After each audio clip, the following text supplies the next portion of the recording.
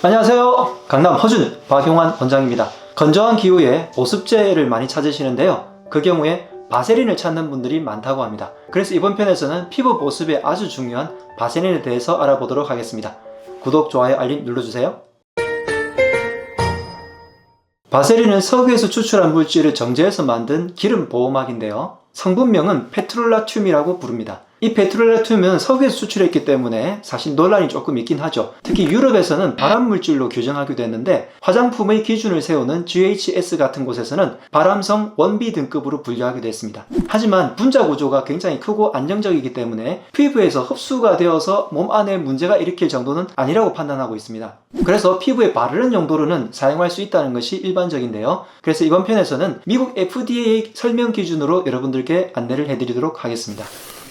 첫 번째, 춥거나 바람이 불 때 피부의 건조를 방어한다고 합니다. 피부 보습에서 아주 중요한 것은 피부 바깥층에서 수분이 증발되는 것을 막는 건데요. 사실 피부 보습의 원래 원칙은 몸 내부에서 혈액순환이 잘 되어서 말초 혈액순환이 잘 되는 것인데 그것을 내부 보습이라고 부르고요. 보통 우리가 바깥층에서 발라서 막는 것은 외부 보습이죠. 외부 보습에서는 수분 증발을 막는 것이 굉장히 중요해서 밀폐제라는 단어를 씁니다. 그래서 피부를 딱 밀폐시켜서 수분이 증발되는 것을 막는 것을 말하는데 이럴 때 바세린이 굉장히 큰 용도로 활용할 수 있겠습니다. 특히 한국에서는 가을 겨울철에 건조하면서 바람이 막 불고 해서 피부가 굉장히 건조해지기 쉽죠. 그래서 제 생각에는 한국의 기후에 바세린이 좀 맞지 않는가라고 생각을 합니다. 두 번째는 트거나 갈라진 피부 및 입술의 일시적인 완화라고 되어 있는데요. 여기서 일시적이라는 말에 대해서 여러분들이 집중을 할 필요가 있습니다. 오랫동안 사용하지 않는 것을 권한다는 거죠. 특히 입술이 틀 때는 바를 수 있긴 하지만 원래 기원이 석유에서 추출한 것이기 때문에 피부의 안정성까지는 어느 정도 확보가 되어 있지만 먹는 것에는 안정성이 전혀 확보가 아직 안 되어 있는 상태거든요. 발암물질로 규정되어 있는 것을 일부러 먹으실 필요는 없을 것 같습니다. 그래서 일시적으로 입술이 텄을 때 약간 보호할 수는 있지만 이것을 장기간 바르거나 특히 먹을 수 있게끔 하지 않은 환경을 조성하시는 게 중요하고, 사실 따지고 보면 여자분들이 입술에 바르는 루즈도 발암성 물질이 상당히 많긴 합니다.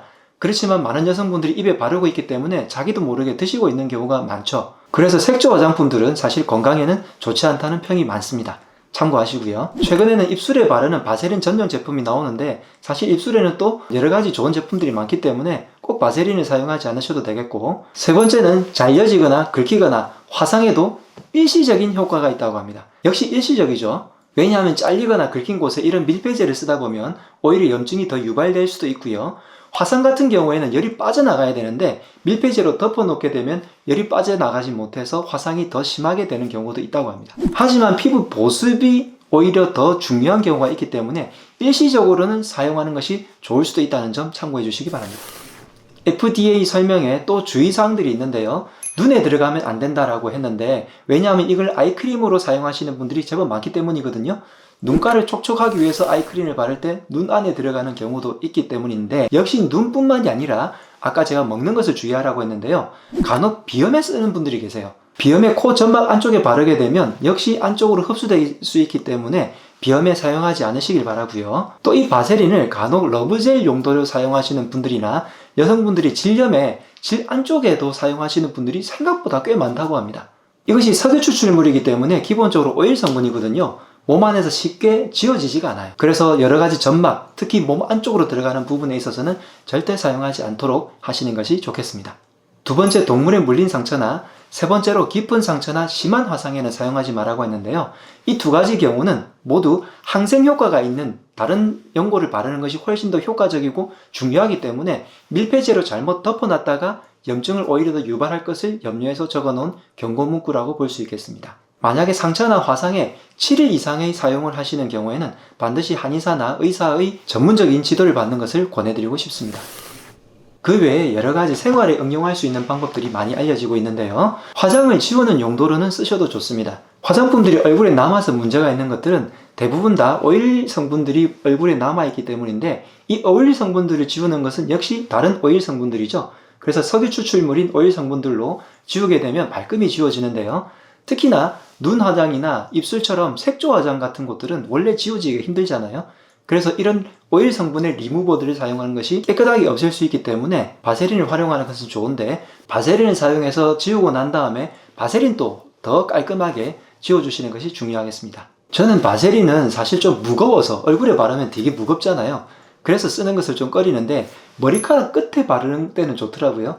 특히 머리카락 끝이 자꾸 갈라지거나 푸석푸석 하신 분들은 바세린을 손에 덜어서 머리카락 끝에다가 이렇게 발라주시면 머리카락이 윤기가 나게 됩니다. 그리고 발 뒤꿈치가 갈라져서 고민인 분들 많죠. 한의학에서는 발 뒤꿈치가 많이 갈라지는 것은 신장계통에 의한 자궁이라든지 전립선이 좀 약해졌을 때 생기기 때문에 몸 내부적으로는 그런 혈액순환을 도와줘야 되겠지만 바깥쪽에서는 바세린 같은 밀폐제를 딱 덮어서 발 뒤꿈치를 보호해주게 되면 발 뒤꿈치 갈라짐이 굉장히 완화됩니다. 이 밖에 피부에 의한 것 외에 여러가지 생활 응용으로는 염색하거나 손에 매니큐어를 바를 때 피부를 보호하는 용도로 사용할 수 있고요.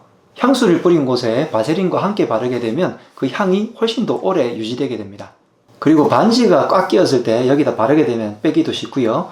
가죽 제품들에 바세린을 발라두면 굉장히 윤기가 나고 반들반들해지고 오래 유지가 될 수 있죠. 그 외에 화장품이 옷에 묻었을 때 빨래를 할 때 바세린을 바르고 나서 충분히 헹구고 난 다음에 빨래를 하면 화장품이 잘 지워지고요. 머리카락에 껌이 붙었을 때도 바세린을 바르고 떼어내면 잘 떼어내진다고 합니다. 다시 주의사항에 대해서 조금 더 정리하고 넘어가도록 하겠습니다. 첫 번째, 먹지 않도록 해야 됩니다. 먹는 것 외에 코나 눈, 그리고 성기의 점막을 통해서 흡수되는 것도 꼭 주의를 하셔야 하겠습니다. 그리고 여드름이나 건선, 아토피처럼 피부에 보습이 필요한 질환들이 있는데 이럴 때 너무 넓게 얼굴에 바르게 되면 오히려 피지 분비를 문제가 일으키고요. 피부의 장벽을 보호하는 것까지는 좋지만 너무 답답하게 덮어버리기 때문에 피부 호흡을 방해하는 역할을 할 수도 있습니다. 요즘은 너무 좋은 화장품들이 많이 나오기 때문에 얼굴 전체의 기본적인 보습은 좋은 보습 성분이 있는 화장품들을 선택을 하시고요. 여드름이나 건선, 아토피 같은 문제성 피부에 있어서의 보습은 한방의 자원고 같은 천연 연고들이 굉장히 많으니까 한의원에 가셔서 처방을 받으시기를 권해드립니다. 이번 편은 피부 보습에 굉장히 유명한 바세린에 대해서 피부에 쓸 때의 활용법과 여러가지 생활 응용법 그리고 주의점까지 쫙 알아보았습니다. 올바른 사용법으로 여러분들의 피부를 보호하시기 바랍니다. 지금까지 강남 허준 박용환 원장이었습니다. 건강하세요.